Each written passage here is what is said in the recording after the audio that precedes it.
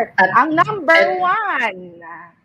eto na talaga ang pinakahihintay. Ang number one video natin is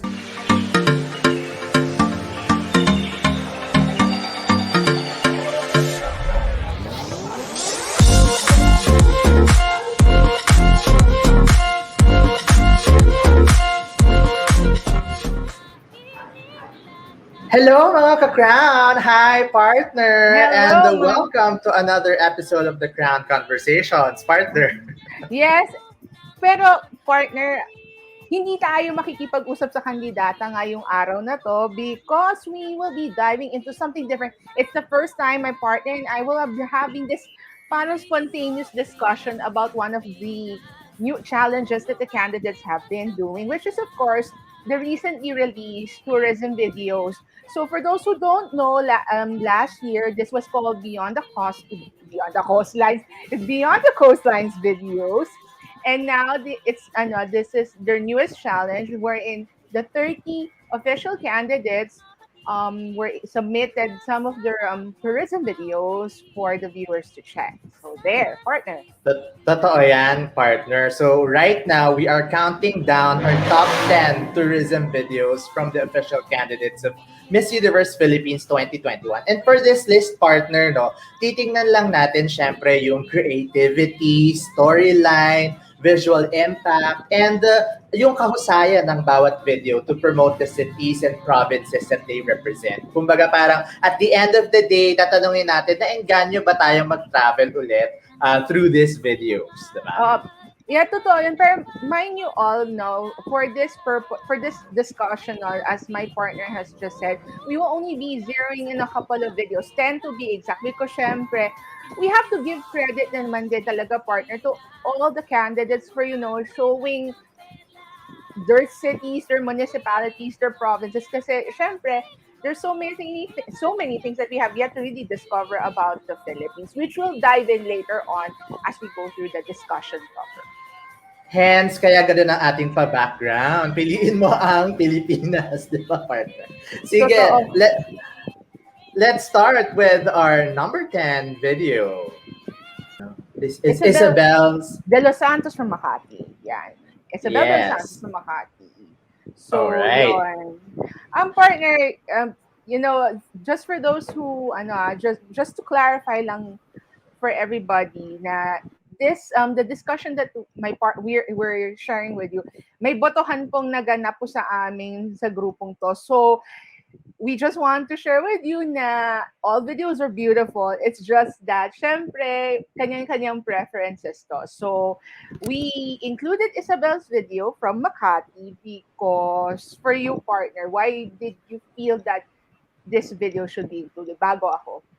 Ako kasi, partner, I have been a Makati boy for 12 years being a BPO guy. And for one, I thought, ay alam ko na lahat dyan sa Makati. But Isa proved that there is more to explore about Makati. Yes, we know na it's a business district, but Isa showcasing Makati's heritage side by highlighting yung Nuestra Senora de Gracia Church made it an effective tourism video for me kasi as a tourist, she answered the question na ano pa bang mapupuntahan natin sa Makati? And with that, Isa definitely made me think again, ano pa nga bang meron sa Makati? Diba? Partner. Totoo yun. Partner, when we decided to do this video, I started taking down notes. Syempre, we all reviewed it, and we had to review this all again. So I wrote down, some of the key phrases that were introduced in the video, or that she mentioned in the video rather. A city that never sleeps. As you mentioned, you yourself, na partner, have been working in Makati for the past few years, and for me, as somebody who goes there every now and then, kahit sa gabi nga naman, it doesn't look like it's not a sleepy city, because there are places like Poblacion or the inner parts of Makati na, may mga kanya-kanya mga sikreto na hindi natin alam. So, may nightlife din ng Makati na hindi natin masyadong na napapag-usapan. And of course, yun nga, you mentioned about the church, because Makati once upon a time in history was not was not this type of city that we're accustomed now. So in our history, and then of course innovation and progress. I think the tall buildings speak for itself, and yun nga, there's still that sort of mystery na little by little discover pa natin, which I think Isa was able to introduce in the video naman. So there, Correct. number 10 is Isabel de Los Santos's video for Makati. All right. Our next video, number nine, is Cebu Province. This is Steffi Aberasturi's video for Cebu Province. For me, partner, no, ang masasabi ko lang, pagkakita ko pa lang, it's a great escape. Yun ang unang pumasok sa isip ko eh. Kumbaga, nung nakita ko si Steffi na umaahon sa tubig, pag bakasyon ka na talaga, lalo na sa hinaba-haba ng mga panahong ito, Steffi's tourism video is a quench on our thirst for the outdoors, and ang ganda ng yung mga waterfalls na feature. Imagine aakyat ka sa lighthouse din with all that view and air.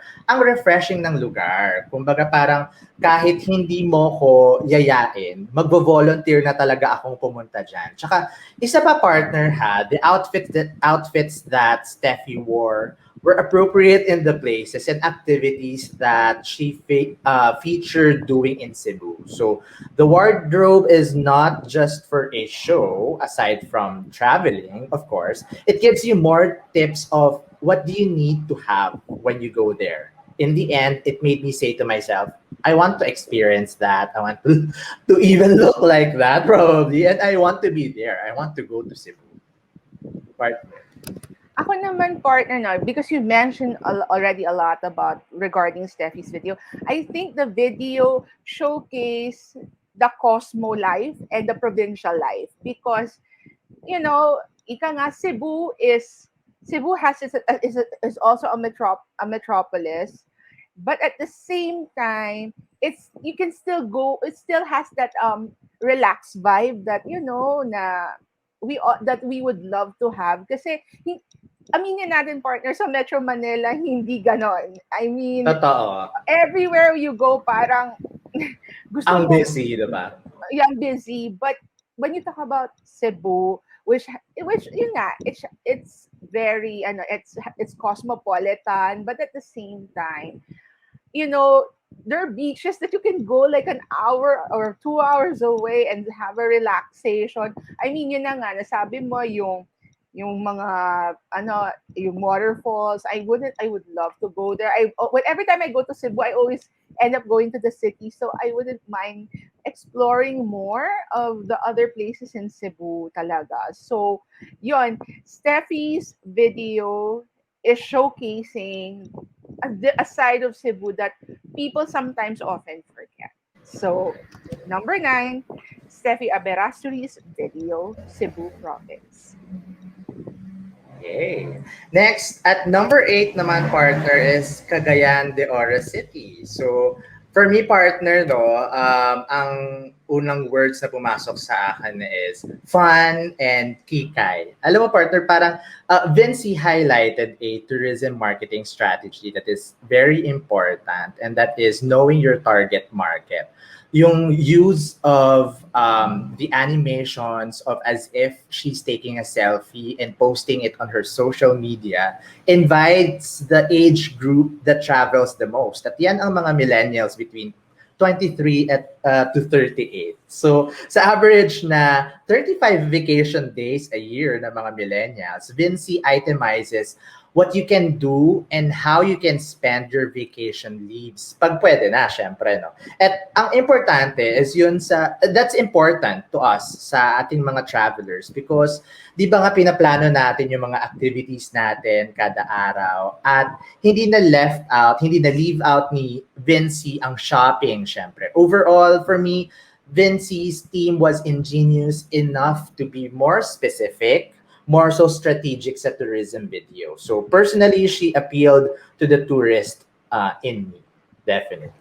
Ako naman, partner, I would like to highlight something that that medyo subtle, pero I'm sure napansin mo yung sense of humor nung video because I mean, obviously, ang Cagayan, they're known for their diba, for their great outdoors. And you there's a dancing part there wherein Vincy's dancing with some of those who are doing Mm-mm. yung rowing, nagka-kayaking. So that's actually one of the well-known activities that Cagayan has been promoting through the years, and it makes you also wanna clamor for that adventure streak kasi adventure streak yan yun. Kasi syempre, yung flow pag nandun ka na sa tubig, yung adrenaline rush will get into you. So definitely that's something I want to highlight. And yun nga the fun in the video kasi partner I some people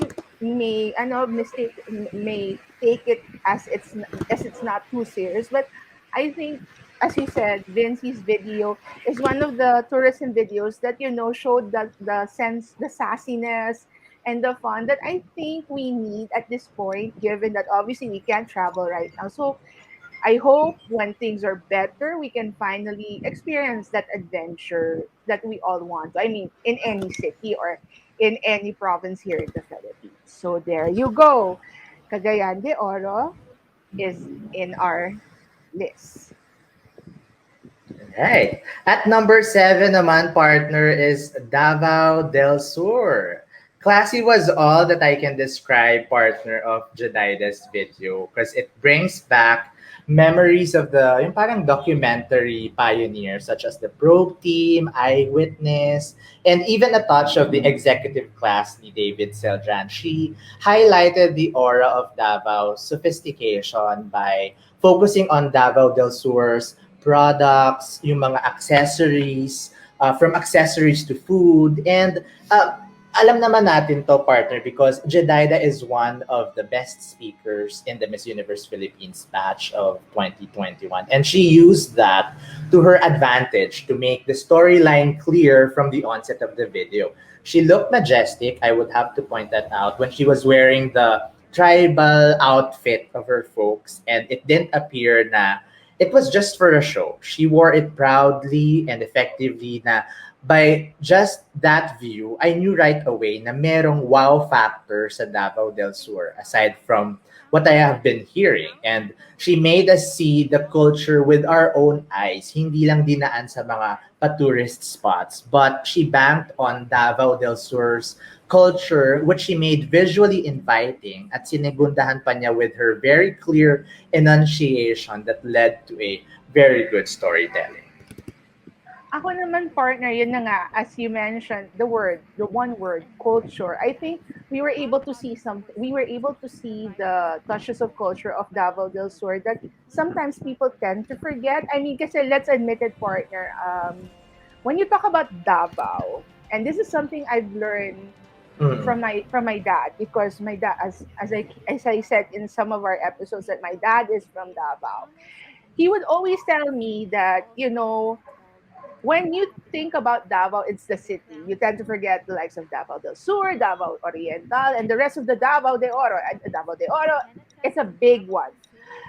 When I saw Davao del Sur, it made me want to go there. It made me want to go beyond the city True. Mm. because, yun na nga, nasabi mo na rin, Judaida highlighted, not only the culture, but of course, yun nga, the people itself.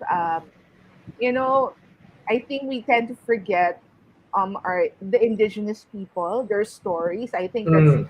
a good one to share. I mean, ako kasi, when we talk about their culture, their culture, parang we only see it through books or through videos. But the fact that Jedidah has actually given us a glimpse of of the tribes, which I think is very good kasi it also shows yun nga the people beyond the city. And of course, it also helps that yun nga the tourist spots are also are also in the video. So yun nga, Davao is also a place wherein you 1 hour away from the city, you can go to the beach, you can go hiking, or you can go on an adventure. So yeah, I will definitely, it made me want to go there. So Davao del Sur is in our list. Right. At number six is Pangasinan, partner. So, you know what? Maureen got me to her video sa una pa lang when I heard her speak in Pangalatok. Well, you can sense the sincerity in this video because she incorporated her hometown's dialect to communicate to us. Hindi man ako marunong ng Pangalatok, my partner, but her invitation came through the screen even without me reading the subtitles. I love how she started describing the province by giving a short history at yung pinanggalingan ng pangalan ng Pangasinan. And understanding more than knowledge of the place where you'd go is key. So you know what else can you find in that place. So and Marine took time na i-itemize din partner yung mga good spots in Pangasinan, no? Such as, syempre, the Hundred Islands and the Manawag Shrine. And for me, she gave credibility to herself when she mentioned that it's her mom's hometown.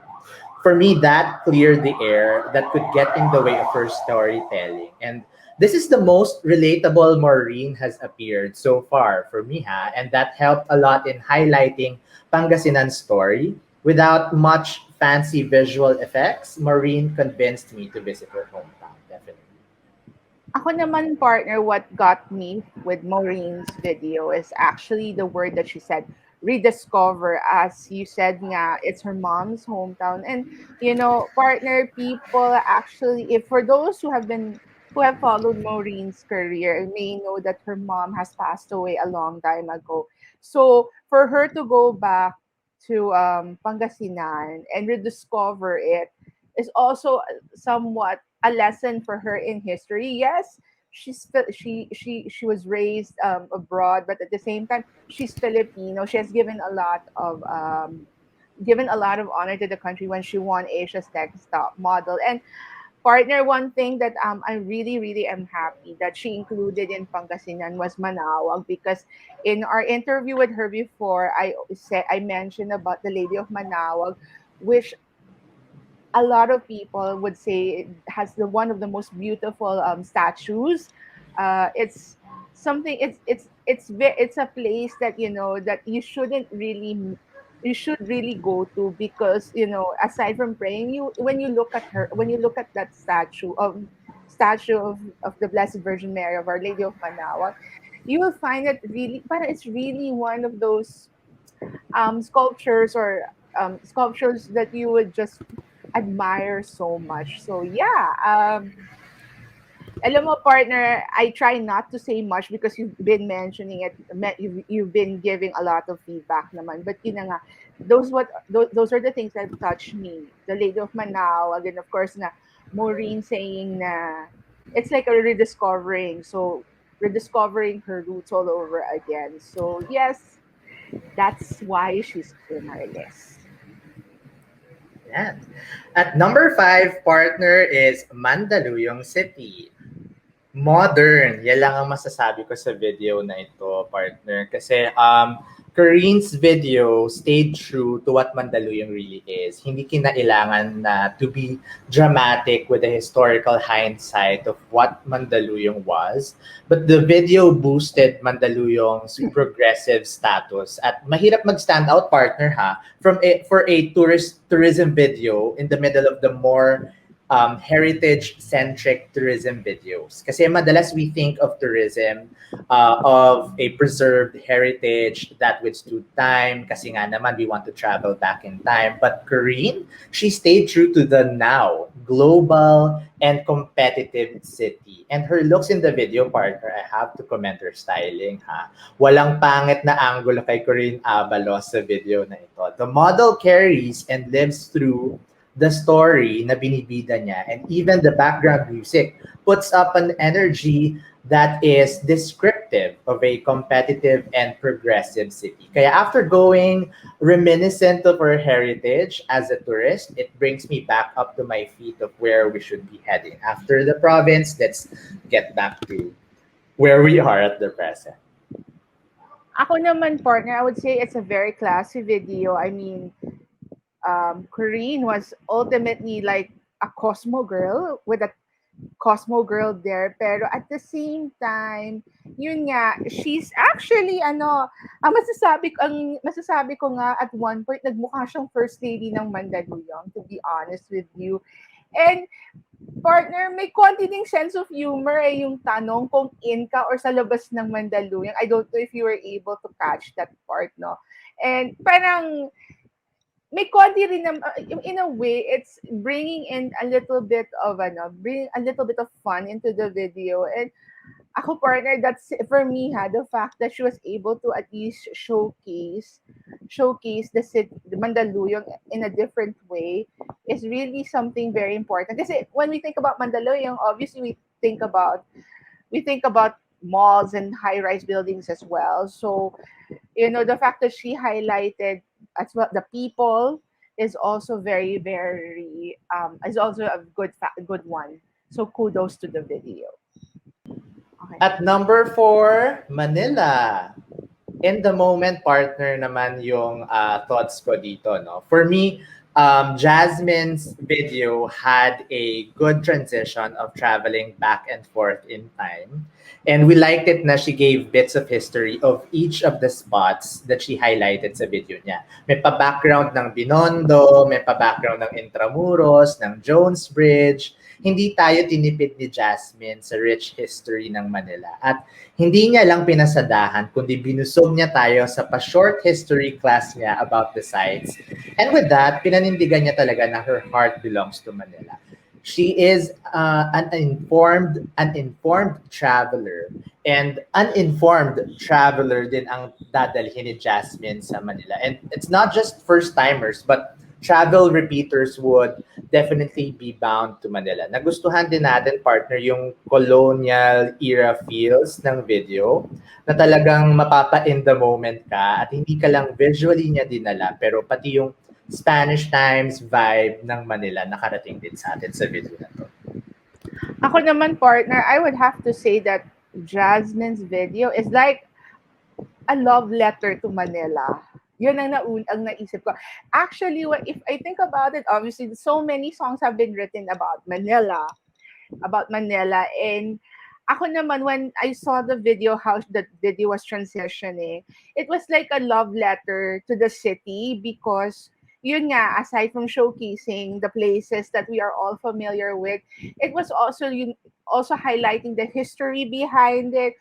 Of course, the likes of the church dedicated to the first Filipino saint, Lorenzo Ruiz, and at the same time, of course, going inside Intramuros, which we all know is a very important part of Filipino culture. Madaming nangyari doon na I think partner, even if you think we know Manila, I still believe that there are still that we have yet mysteries and secrets rather that we have yet to discover about Manila. And I think that's what Jasmine also showcased in the video. So that's why she's also included in our top 10 list.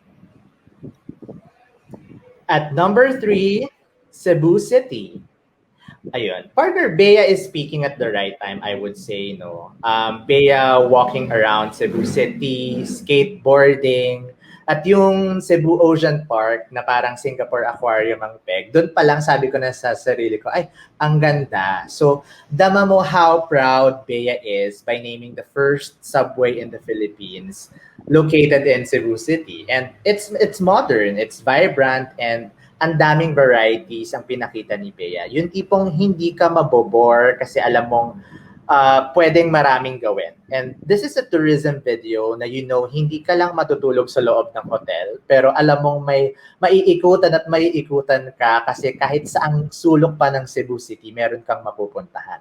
And even the background music pumps energy na mabubuhayan ka talagang mag-travel. Pero kahit ang daming pinakita ni Bea, partner, hindi nakakalito because Bea puts a balance in Cebu that every traveler would definitely appreciate. Ako naman partner, ang masasabi ko about Bea's video, it's like what we said earlier about Steffi's video. It's a balance of cosmopolitan life and the provincial life. But Bea did not also forget to highlight some of the most familiar places that we already know. Of course, she's talking about the area of Colon, which, partner, it just occurred to me when we were reviewing it. It was like it's like the Shibuya of the Philippines. When the reason na mention ko yun, kasi when you cross Colon, parang it reminds you that this is one of the places that you should be going to when you're in Cebu, kasi it's the downtown of Cebu, and you will get all the pasulubongs there, and it's also a very busy area of the city. So I think it's very important. It was nice of Bea to highlight that part of Cebu, of the city. And of course, at the same time, then she did not forget the one festival that is very important to the Cebuanos, which is the Sinulog, in honor of the Santo Nino, or the child Jesus. Because I think, for those who, that is a very important and integral part of the Cebuanos, which is the child Jesus. So why and partner, yun nga, the fun in that video is also very highlighted. So that's why the video is part of our list. At number two spot, Laguna. No words, partner. It's the only video without a voiceover. And that was actually very risky, ha? Because you can damage the viewers with misinformation. Pero hindi. Ang cool and ang relaxing ng background music with the line saying na, I'm on my way now. So Laren is not just a daughter of Laguna, and she's also a traveler in her hometown. She is with the viewers. Kumbaga, tumingin ka na lang, di na ako magsasalita, ewan ko na lang kung by just merely looking and seeing, hindi pa kita makonvince. Ako naman, partner, nagustuhan ko yung transition ng mga places. And it also showcased that, parang the character that Laren was playing, parang yung pagka-Filipina niya, yung conservative side niya, yung pagka-city girl niya, yung pagka-daughter of Laguna niya. It was really fun to see na she was having fun. It was fun that she was having fun in the video, because not only did she showcase the different places of Laguna, madami ho yan, but it was a nice video, because it screams that naaakit tayo to go to the areas that she's promoting. So for me, yun na nga, the no words, I think, was a risky move, but I think she made it up for all the visuals. Even Lake Caliraya looks so good in that video. So that's why she is our second placer in these videos. So yon. Partner, before we go to the number one video, I think we should highlight three videos that are actually part of the honorable mention. I give you the honors for this. Totoo yan. Siyempre, partner, hindi din natin mapapalampas ang video from Masbate. Visual impact, partner, Kisses doing the tribal dance was engaging for me. Her tourism video was more of the connection, and I felt her energy and her actual immersion in Masbate. Of all, it wasn't enough for her to just walk across the beach, but to actually show the viewers na, hey, taga dito ako, this is how fun Masbate is. I dance their dance, I walk their walk, and if I enjoy even just lying under a tree with a ukulele, you'll definitely enjoy it here too. Ako naman, partner, for me, the dramatic effect of it, that she's always in the beach. Ang sayang tingnan lang that she's riding the horse.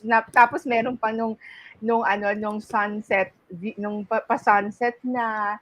And of course, yun nga, partner, for Masbate is actually known as the rodeo capital of rodeo Mm-mm. island of the Philippines. So yun, we're able to see that parang pagka-cowgirl din niya in a way because she loves to ride horses. And yun na nga, I think it's I always say this that Masbat is one place I would love to I would really love to visit for the reason that there's always that mystery or sense of adventure that I wouldn't mind experiencing it kasi yes, we talk about the beaches, we talk about the heritage or the cultural parts of every province, pero yun nga, I wouldn't yung gusto ko sa Masbate is merong adventure na naghihintay sa'yo eh. So I wouldn't mind experiencing that based on what she has showed in her tourism video.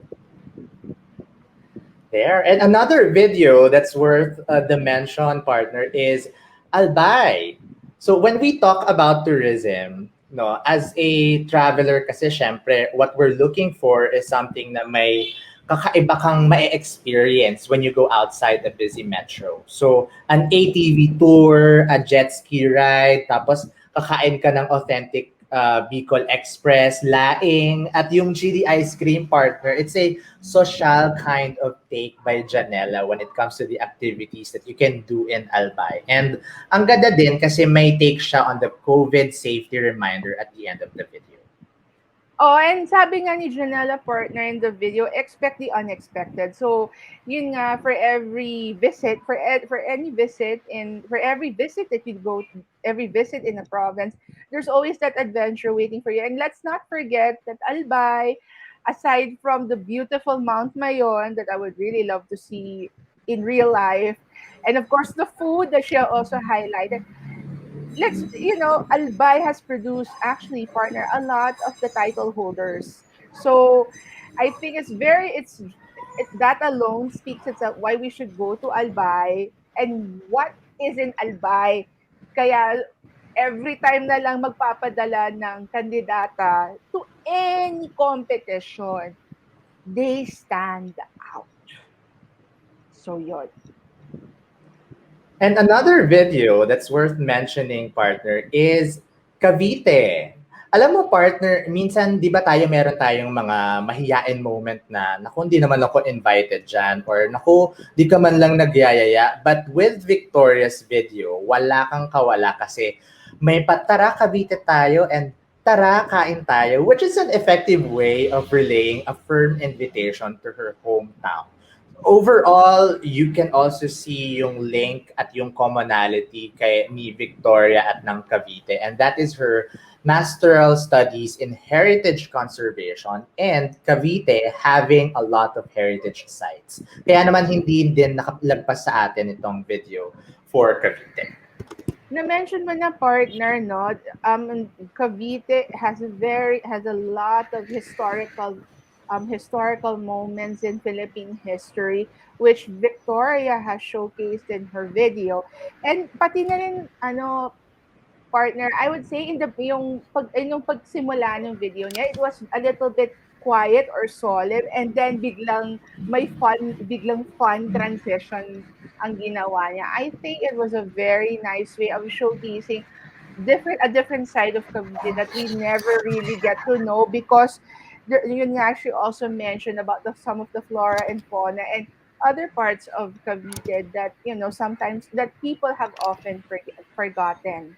Kasi, syempre, palaging nakafocus on the historical side of it. So, yun. Those are some of our honorable mentions in this discussion of the tourism videos. Partner, ang number one. Ito na talaga ang pinakahihintay. Ang number one video natin is Taguig City. Yan. So, this is truly Katrina's turf, no, partner? Kasi may pa-history ng Taguig, features of the Taguig, of Taguig, especially the spots, the sites, and then her immersion with the people, travel magazine on a video matched with Katrina's forte in hosting talaga ang peg. So, it's engaging overall. She called us mga best. Hindi ka pa ba sasama dun sa pagtawag sa'yo na best, di ba? It's a complete package, partner. Visually appealing, very good storyteller, relatable storyline, and most especially, it made me want to go to BGC Market right now and explore. Na-mention mo na partner, no? Kasi hindi ko na lang patatagalin. Kasi syempre, every time we talk about Taguig, ang unang pumapasok sa mga tao is Market, Fort Bonifacio, Global City, BGC.